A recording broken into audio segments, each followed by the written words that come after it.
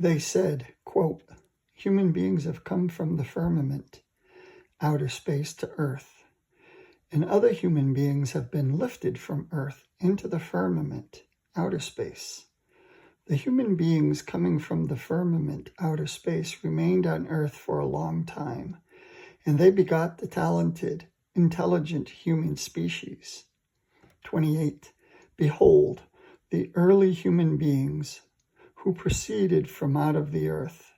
They were still fallen to wildness and unlovely, unattractive, unsightful.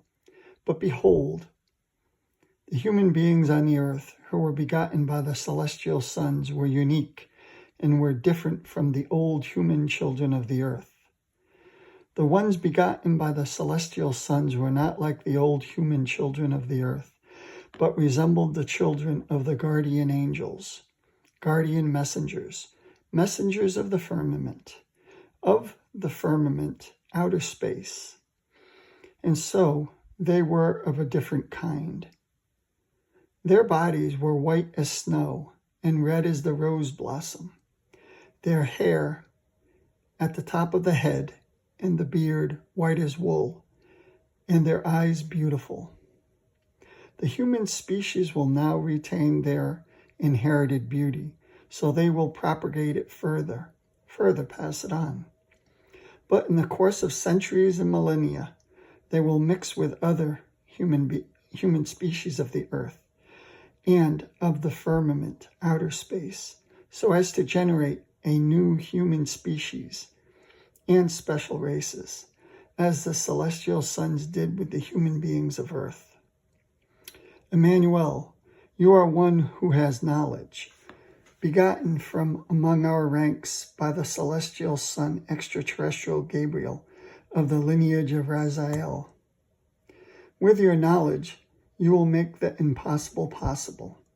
So you will accomplish things that each species of the human beings will attest as miracles, as inexplicable. You know the power of the spirit, consciousness, but keep away from, be aware of, defiling, abusing it.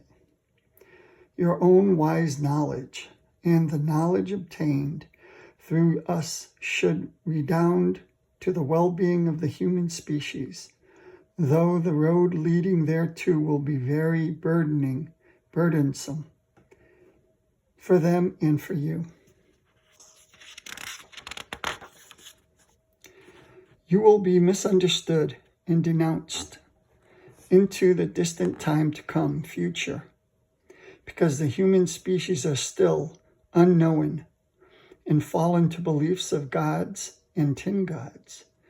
They believe that the JHWH, or Ishwish, is the creation itself.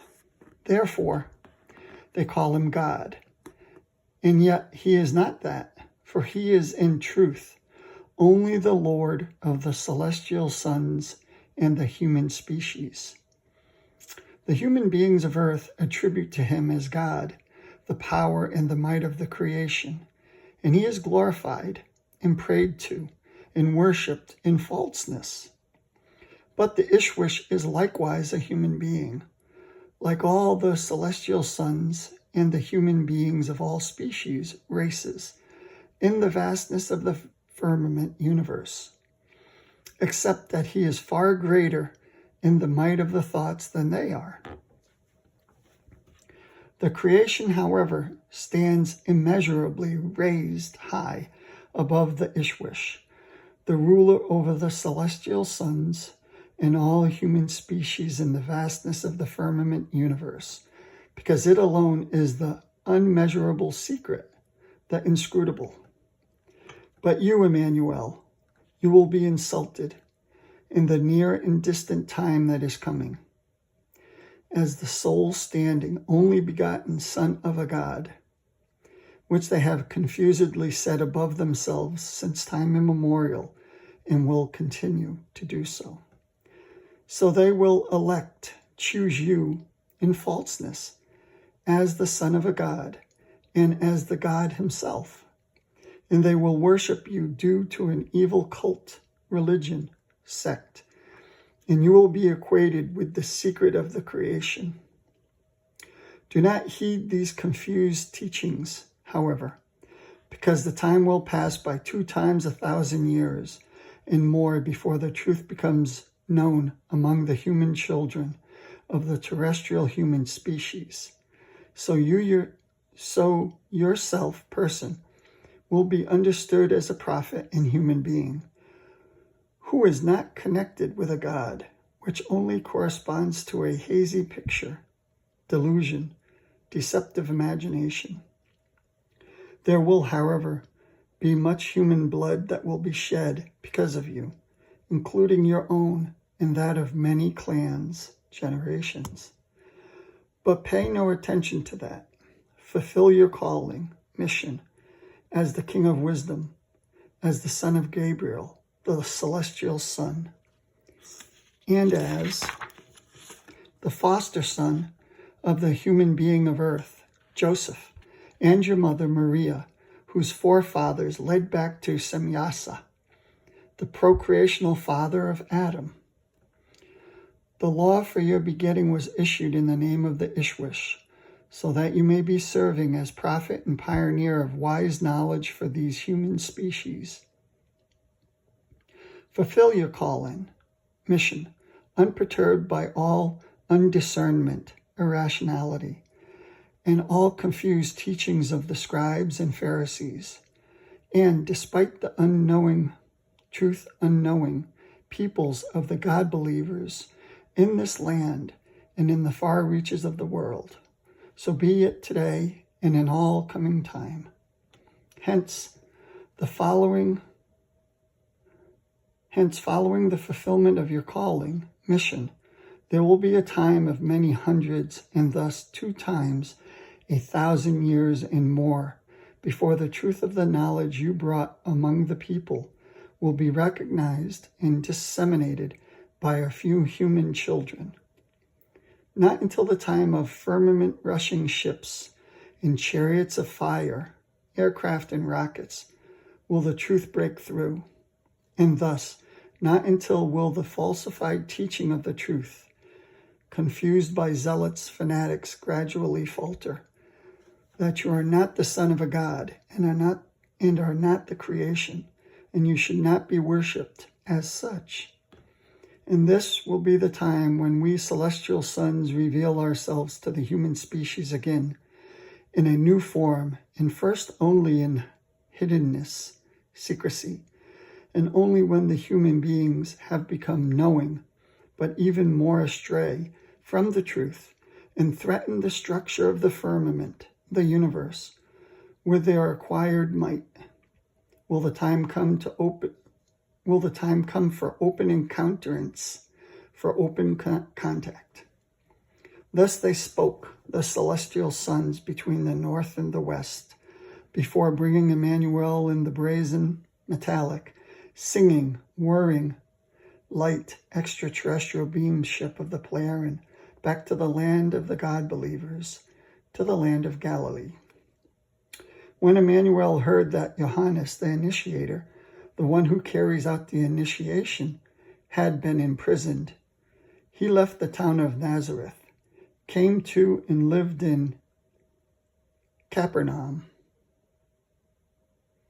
which lies by the sea in the land of Zebulun and Naphtali. From the time onward, Jmmanuel began to teach, saying, quote, "Repent and rage, neither war nor hatred, and turn not to the God cults, God religions, God secrets, God sects, but rather to the love and truth, and knowledge and the peace and the consonance, harmony, because through these alone the true life begins." When Jmmanuel went by the Sea of Galilee, he saw 2 brothers, Simon, who is called Petrus, Peter, and Andreas, Andrew, his brother, casting their nets into the sea, for they were fishermen. And he said to them, "Follow me in the teaching. I will teach you knowledge, and make you fishers of human beings." Thereupon they left their nets and followed him, in order to accompany him and to comprehend, to learn from him, when their work and their families, to whom they committed themselves for their welfare, permitted it to them. And as he went on, he saw two other brothers, Jacobus or Jacob, the son of Zebedee, and Johannes, John, his brother, in the boat along with their father Zebedeus, mending their nets. And then he called them and said that they should follow him in the teaching, and also sometimes go with him if they could do so. Forthwith they too left the boat, and for a short time their father, and followed Emmanuel in the same manner of the comprehension, learning of the teaching as Simon, Petrus, and Andreas, for they too were connected with their work and with their families. Emmanuel went about in the entire land of Galilee, teaching in the temples and teaching the wisdom of spiritual knowledge, and healing many diseases and shortcomings among the people, by talking with them in a deep sense, suggestively, or by deeply speaking into their spirit consciousness, hypnotizing. And he gave them all kinds of herbal potions and herbal ointments, and taught them in herbalism, and instructed them in the teaching of the prophets. Explanation. Emmanuel healed all kinds of diseases, sufferings, torments, and shortcomings with herbs, ointments, as well as with explanations and suggestive talks, by which he had influence on those who were sick or suffering, and moved them to stimulate self-healing. The fact that he, at the same time, put his hand on those who were fallen to diseases, sufferings, torments, or shortcomings, or touched them in any wise, was nothing more and nothing less than just his loving and interpersonal nature of being connected with the human beings, by which he also won their trust and their confidence that they would be healed. Even the simple touch of Emmanuel's garment triggered the self-healing powers in the human beings, giving their trust to him in this kind and wise. Consequently, they were healed. 63. And news of him spread through the entire land, and they brought to him 3 sick ones, who were befallen with various diseases and torments. A child befallen by hives, nettle rash, urticaria, and he gave him a herbal potion and herbal ointment. And there was a woman distressed by grief, and he made her hopeful by his deep suggestive words, and a gouty person who was suffering in pains, and he gave him a herbal potion and herbal ointments, and so he offered his help to all. And some of the people followed him from Galilee and from the 10 cities, Decapolis, from Jerusalem, from the land of Judea, and from beyond the Jordan. Thank you for listening. Have a good day. Salome.